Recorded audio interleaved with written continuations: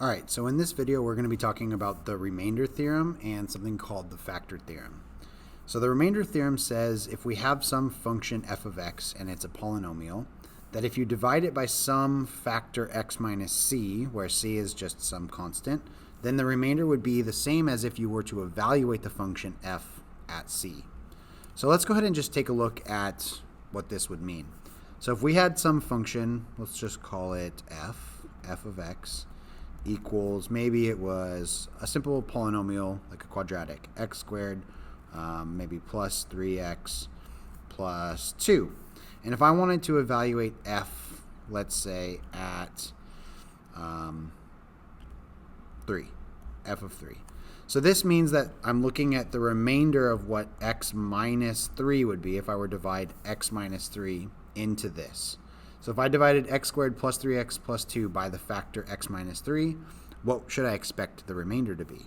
Well, the remainder theorem says it should just be whatever the value of the function is when plugging in this value of c here. So in this case, c is 3. So if I plug 3 in, I'm going to get 3 squared plus 3 times 3 plus 2. And so that's 9 plus 9 plus 2. So 18 plus 2 is 20. So if I were to take this and divide by this, I would expect to get 20 as a remainder. Now, why do we care about the remainder theorem? Well, the remainder theorem is useful in helping us trying to find zeros or factors of a polynomial function.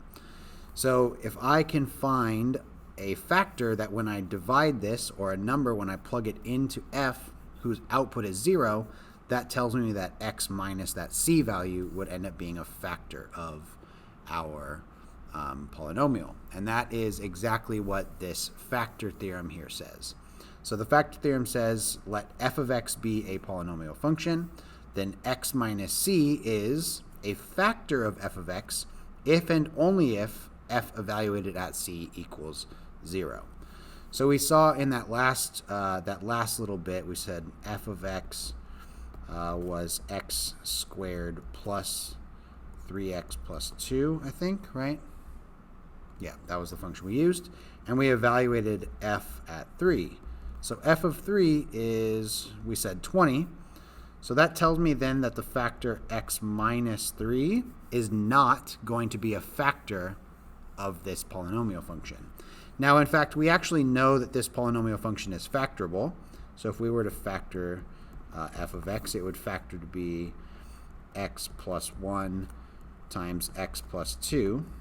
So we know that those are factors of this. So that would mean we'd have c values of -1 and -2. So what would happen if I evaluated f at -1 or I evaluated f at -2? Well, by the factor theorem, it tells me that the result, the remainder, should in fact be 0. So let's test that. So what is f of -1? Plugging into this function here, so that's going to be -1 quantity squared plus 3 times -1 plus 2. So -1 squared is +1. 3 times -1 is -3, and plus 2 here. So that's 1 minus 3 is -2, plus 2 is in fact 0. So that tells us then that x plus 1 is a factor, which we already knew. And what happens if we evaluate f at -2? So let's try the same thing. So -2 squared plus 3 times -2 plus 2 equals, so -2 squared, that is +4. Sorry about that. 3 times -2, that's -6, and then plus 2.